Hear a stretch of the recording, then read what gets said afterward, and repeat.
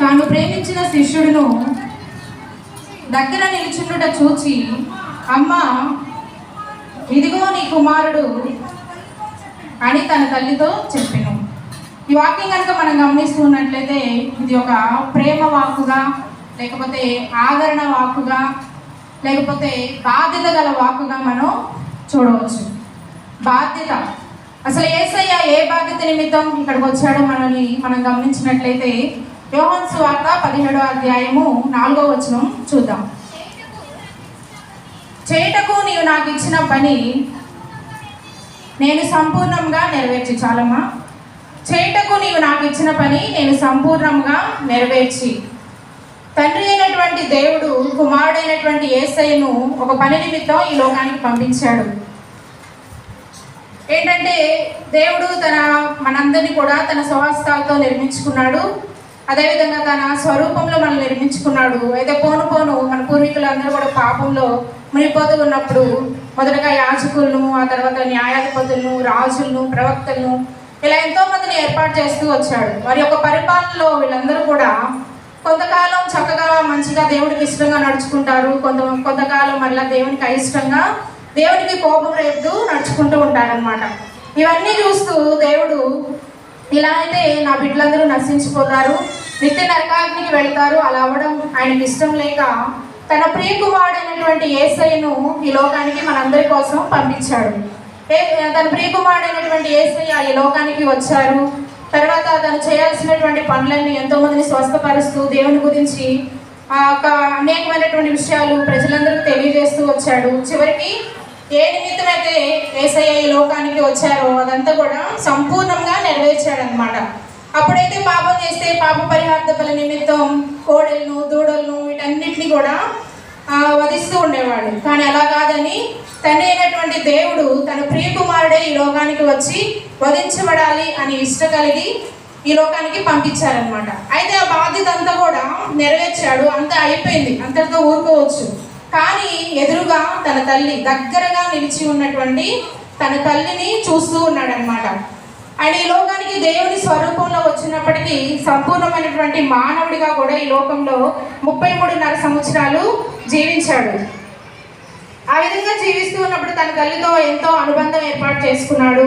తన తల్లి ఎదురుగా సిలువ ఎదురుగా ఎంతో ప్రలాపిస్తూ, ఏడుస్తూ, కన్నీరు మున్నీరు అవుతూ ఉండగా సిలువలో నుంచి ఆయన గమనించి ఆమెకు ఒక బాధ్యత, ఆదరణ కలిగించాలనేటువంటి ఉద్దేశంతో తన యొక్క బాధ్యతను తన శిష్యుడికి అప్పగిస్తున్నట్లుగా మనం ఇక్కడ గమనించవచ్చు.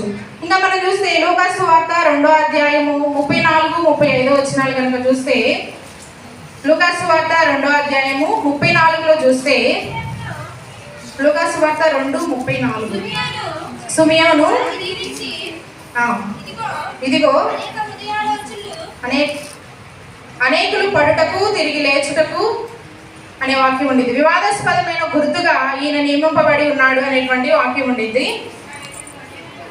వివాదాస్పదమైనటువంటి గుర్తుగా ఉంటాడు అని సుమియోను ద్వారా, చాలండి, సుమియోను ద్వారా ఇక్కడ చిన్నప్పుడే, ఏదో పెద్దవాడైనప్పుడు కాదు, 28వ వచనంలో అక్కడ చూస్తే యేసయ్య శిశువుగా ఉన్నప్పుడు యెరూషలేముకి వెళ్తారనమాట. యెరూషలేముకి వెళ్ళినప్పుడు అక్కడ సుమియోను అనేటువంటి వ్యక్తి తన తల్లితో, తన తండ్రితో ఈ విధంగా చెప్తాడనమాట. అనేకులు పడుటకు లేచుటకు ఈయన ఒక వివాదాస్పదమైనటువంటి గుర్తుగా ఉంటాడని అప్పుడే యేసయ్య చిన్నప్పుడుగా ఉన్నప్పుడే తల్లిదండ్రులకు తెలియబడింది. అప్పటి నుంచే తన తల్లి ఆ విషయమై బాధపడుతూ కూడా ఉండుండవచ్చు. అవునే కదా? యేసయ్య వివాదాస్పదంగా జీవించాడా? ఆయన ఉన్నంత కాలం హ్యాపీగా జీవించాడా?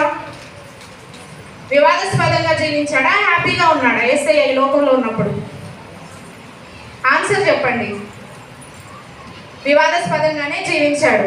ఆయన మంచి చేసినా తప్పే, చెడు చేసినా తప్పే. విశ్రాంతి దినాన ఎవరినైనా స్వస్థపరిస్తే కూడా విశ్రాంతి దినాన్ని స్వస్థపరుస్తున్నారని శాస్త్రులు, పరిసయ్యులు ఆయన మీదకి పడిపోతూ ఉంటారనమాట. ఆ విధంగా వివాదాస్పదంగానే ఆయన యొక్క పరిచర్య కాలం అంతా కూడా జీవించాడు.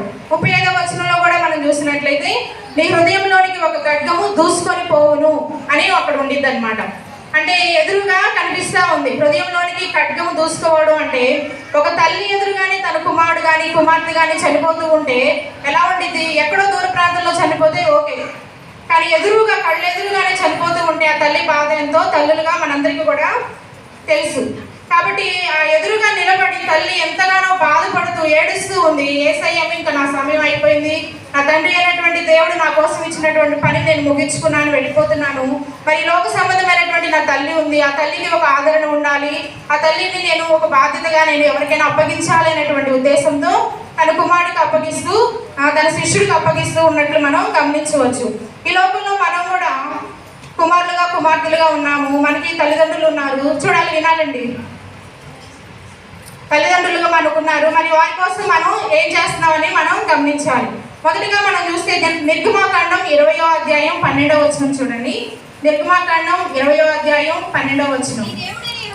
నీ దేవుడైన యెహోవా నీకు అనుగ్రహించు దేశంలో నీవు దీర్ఘాయుష్మంతుడు ఒకనట్లు నీ తల్లిని నీ తండ్రిని సన్మానించాలి.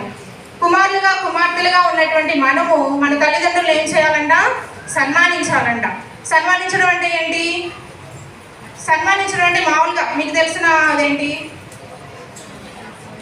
జోస్నా చెప్తుంది, ముసుకేసి సన్మానించడం అంట. అయితే అలా కాదు.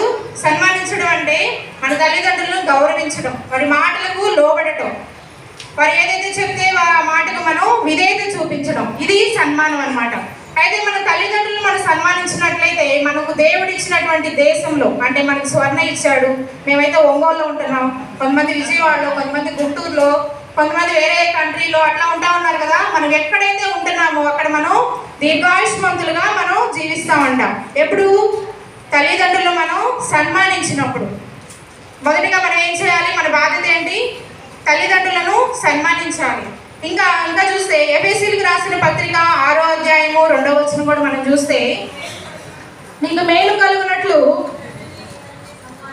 నీ తల్లిని నీ తండ్రిని సన్మానించుము. తల్లిదండ్రులు సన్మానిస్తే ఏం కలుగుతుందంట? మేలు కలుగుతుందంట. తల్లిదండ్రులు సన్మానిస్తే మేలు కలుగుతుంది. మొదటగా తల్లిదండ్రులు సన్మానిస్తే మనం దీర్ఘాయుష్మంతులు అవుతాము. అలాగే తల్లిదండ్రులు సన్మానిస్తే మనకి మేలు కలుగుతుంది. ఇంకా చూసినట్లయితే సామెతల గ్రంథము 23వ అధ్యాయము 25వ వచనం. సామెతల గ్రంథము 23వ అధ్యాయము 25వ వచనంలో, నీ తల్లిదండ్రులను నీవు సంతోషపెట్టవలను, నిన్ను కనిన తల్లిని ఆనందపరచవలను. తల్లిదండ్రులు మనం ఏం చేయాలి? సంతోషపెట్టాలి, ఆనందపరచాలి. ఎప్పుడైనా సంతోషపెట్టామా? ఫ్రెండ్స్ని అయితే బాగా సంతోషపెడతాం. ఫ్రెండ్షిప్ డే రోజు మనం ఏం చేస్తాం? ఫ్రెండ్షిప్ డే రోజు బాయ్స్ చెప్పాలి. ఫ్రెండ్షిప్ డే రోజు ఏం చేస్తాం? ఫ్రెండ్షిప్ బ్యాండ్లు కడతాం, గిఫ్ట్స్ ఇస్తాం. ఇంకా February 14th అంటే ఇంకా చాలా చేస్తాం. కానీ మదర్స్ డే వచ్చింది, ఉమెన్స్ డే వచ్చింది, ఫాదర్స్ డే వచ్చింది. ఈ డేస్ అన్నింటిని మనం గుర్తుపెట్టుకుంటున్నామా? మన తల్లిదండ్రులకి ఇష్టమైనవి ఏమైనా తీసుకొచ్చి వాళ్ళని సంతోష పెడుతున్నామా లేకపోతే ఆనంద పెడుతున్నామా అనేది మళ్ళీ మనం చెక్ చేసుకోవాలి. ఈ విధంగా మనం తల్లిదండ్రులు సన్మానించడం వల్ల మనకేం జరుగుతుందంటే దీర్ఘాయుష్మంతులు అవుతాము, అదేవిధంగా మేలు కలుగుతుంది. అలాగే మన తల్లిదండ్రులు మనం సంతోష పెట్టాలి, ఆనంద పెట్టాలి. ఇవి దీర్ఘాయుష్మంతులు అవుతాం, మేలు కలుగుతుంది, అంతా బాగానే ఉంది. కొంతమంది పిల్లలు ఏం చేస్తూ ఉంటారంటే తల్లిదండ్రులను దూషిస్తూ ఉంటారు, బూతులు తిడుతూ ఉంటారు. వారిని కొట్టేవాళ్ళు కూడా ఉన్నారు. పిల్లలు లేరా? మీకు తెలిసే ఉంటారు. తల్లిదండ్రులు కొట్టేవాళ్ళ పిల్లలు లేరా? ఎవరు లేరు అనుకుంటా. మన సంఘంలో చాలా మంచిది. చాలా చోట్ల అయితే తల్లిదండ్రులు కొడతారు, తిడతారు, దూషిస్తారు, రోడ్ల మీద కూడా లాగుతూ ఉంటారు. మరి అలా చేస్తే ఏం జరిగింది? దీవెనలేనా? శాపాలు కూడా దేవుడు మనకి ఇచ్చాడు. అవి కూడా మనం ఒకసారి గమనిద్దాం. సామెతల గ్రంథం 20వ అధ్యాయం 20వ వచనంలో చూస్తే, తన తండ్రినైనను తల్లినైనను దూషించువాని దీపము కారు చీకటిలో ఆరిపోవును. తండ్రినైనా తల్లినైనా నువ్వు అసభ్యకరంగా మాట్లాడినా, అగౌరవంగా మాట్లాడినా, ఇష్టం లేకుండా తను ఏం చెప్పినా నీ మంచి కోసమే చెప్పింది. తల్లి అయినా తండ్రి అయినా నువ్వు బాగుపడాలనే చెప్పింది. కాబట్టి తనని ఎప్పుడు కూడా నువ్వు దూషించకూడదు. దూషిస్తే కనుక నీకు నాశనమే, కారు చీకటిలో నీ దీపం అనేది ఆరిపోయిందని ప్రభువే సెలవిస్తున్నాడు. కాబట్టి మనం గుర్తుపెట్టుకోవాలి. ఇంకా మత్తయి సువార్త 15:4-5లో కూడా మనం చూసినట్లయితే, తల్లిదండ్రులు గణపరచము, తండ్రినైనను తల్లినైనను దూషించువాడు తప్పక మరణం పొందుతాడని దేవుడు సెలవిస్తున్నాడు. తప్పక మరణం. దూషించావనుకో, లేకపోతే బూతులు మాట్లాడావో, ఇంకేం చేసినా తల్లిదండ్రులను గౌరవించకుండా నువ్వు అసభ్యకరంగా మాట్లాడుతూ, బూతులు తిడుతూ, నలుగురిలో నువ్వు చులకం చేస్తూ తల్లిదండ్రులు మాట్లాడినట్లయితే కనుక నీకు కలిగేది ఏంటంటే మరణం. కాబట్టి ఆ మరణం నుంచి తప్పించుకోవాలంటే తల్లిదండ్రులు మనం గణపరచవలసిన వారిగా ఉన్నామన్నమాట. ఇంకా చూసినట్లయితే మనం చాలా మంది పెద్దవాళ్ళని కూడా చూస్తూ 32లో చూస్తే నీ తల్లి ముదిమి అందు నిర్లక్ష్యము చేయకము అని ఉండింది. నీ తల్లి ముదిమి అంటే ఏంటి? ముసలి వాళ్ళు అనమాట. ఇక్కడ నేను ఒక బామ్మగారిని చూస్తూ ఉంటాను, ఆవిడ పెద్దది, వాళ్ళ కుమారుడు వాళ్ళ కోడలు కూడా పెద్దవాళ్ళే. అయినప్పటికీ ఆమెను బల్లారాధన దగ్గరికి తీసుకెళ్ళడం, బయటికి తీసుకెళ్ళడం, చర్చికి తీసుకెళ్ళడం చాలా సంతోషంగా అనిపించింది అనమాట. కాబట్టి అలాగ మనం ముదిమి యందు వారిని మనం నిర్లక్ష్యం చేయకుండా వారిని పట్టించుకుంటూ ఉండాలన్నమాట. లేవియకాండం 19:32లో కనుక మనం చూసినట్లయితే, లేవియకాండం 19:32 తల నెరిసిన వారి ఎదుట లేచి ముసలివాని ముఖమును గణపరిచి దేవునికి భయపడవలెను. తల నెరిసిన వారి ఎదుట అంటే ముసలివారి ఎదుట మనం లేచి నిలబడి వారిని మనం గౌరవించాలి. మరి మనం ఏ స్థితిలో ఉన్నాము? మన లోపల హాయిగా బెడ్రూమ్లో ఏసీలు లేకపోతే కూలర్స్ వేసుకొని కొనుక్కొని మన అమ్మని మన నాని పంచలోను చెట్టు కింద కొనుక్కోబెడుతున్నామా? అలాంటి వాళ్ళు లేకపోయి ఉండొచ్చు, కానీ అలాంటి వాళ్ళు ఎక్కడైనా ఉంటే దయతో చెప్పడం మంచిదన్నమాట. కాబట్టి ముసలివారి ఎదుట తల నెరిసిన వారి ఎదుట లేచి నిలబడి వారి ముఖాన్ని మనం గణపరచాలి. ఇది దేవుడైన యెహోవాకే భయపడినట్లు మనం వారికి ఆ విధంగా చేసినట్లయితే, ఈ విధంగా మనం తల్లిదండ్రులను సన్మానించినట్లయితే మనం దీర్ఘాయుష్మంతులు అవుతాం, మనకు మేలు కలుగుతుంది. అదే దూషించినట్లయితే తప్పక మనకి మరణం వస్తుందన్నమాట. ఇది తల్లిదండ్రులకి మనం చేయాల్సినటువంటి మన బాధ్యతల్లో కొన్ని బాధ్యతలే. ఎన్నో ఉన్నాయి మన బాధ్యతలు, కొన్ని ఇవన్నమాట. అయితే యేసయ్య శిష్యుడికి ఎందుకు అప్పగించాడు అని మనం చూసినట్లయితే, చాలా మంది శిష్యులు ఉన్నారు కదా. ఎంతమంది శిష్యులు ఉన్నారు యేసయ్యకి? 12 మంది ఉన్నారు. 12 మందిలో పేతురేమో 3 సార్లు యేసయ్య ఎవరో నాకు తెలియదని వెళ్ళిపోయాడు. ఇస్కరియోతు యూదా వచ్చేసరికి 30 వెండి నాణాలకు ఆయన్ని అమ్మేసుకొని వెళ్ళిపోయాడు. ఇంక ఇలాంటి శిష్యులు కాకుండా యోహానైతే దాన్ని కనిపెట్టుకుంటూ దాన్ని ఎంతో ప్రేమిస్తూ ఉన్నాడు. కాబట్టి శిష్యుడైనటువంటి యోహానికి తన తల్లి బాధ్యతను అప్పగించినట్లుగా మనం గమనించవచ్చు అనమాట. అప్పుడు శిష్యుడు ఏం చేశాడంటే, ఆ గడి నుండే ఆ శిష్యుడు ఆమెను తన ఇంట చేర్చుకొనెను అన్నట్లుగా మనం గమనించవచ్చు. ఆ గడిలోనే చేర్చుకున్నాడా? కొంతకాలం తర్వాత చేర్చుకున్నాడా? ఆ గడిలోనే చేర్చుకున్నాడు, ఇంకేమీ ఆలోచించలేదు. ఇప్పుడు ఏమన్నా నేను ఇంటికి తీసుకెళ్తే ఆర్థికంగా నేను ఎంత ఇబ్బంది పడతాను, లేకపోతే మా ఇంట్లో వాళ్ళు ఏమంటారో, నా సమాజం ఏమనుకునేదో అదేం ఆలోచించలేదు. ఆ ప్రభువు చెప్పాడు, ఆ ప్రభు మాటకి నేను లోబడాలి అని వెంటనే యేసయ్య తల్లి అయినటువంటి మరియను శిష్యుడైనటువంటి యోహాను చేర్చుకున్నట్లుగా మనం గమనించవచ్చు.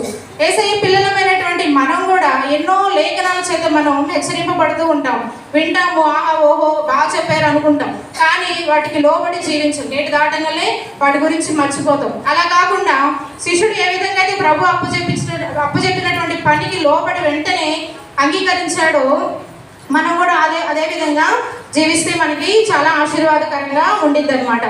కాబట్టి తల్లిదండ్రుల బాధ్యత మనం నిర్వర్తించాలి. ప్రభు చెప్పినటువంటి మాటను కూడా మనం లోబడి జీవించాలని కోరుకుంటూ చిన్ని వాక్యాన్ని దేవుడు మన వెనుకలో దీవించి ఆశీర్వదించుకున్నాడు. ఆమేన్. అందరూ లేచి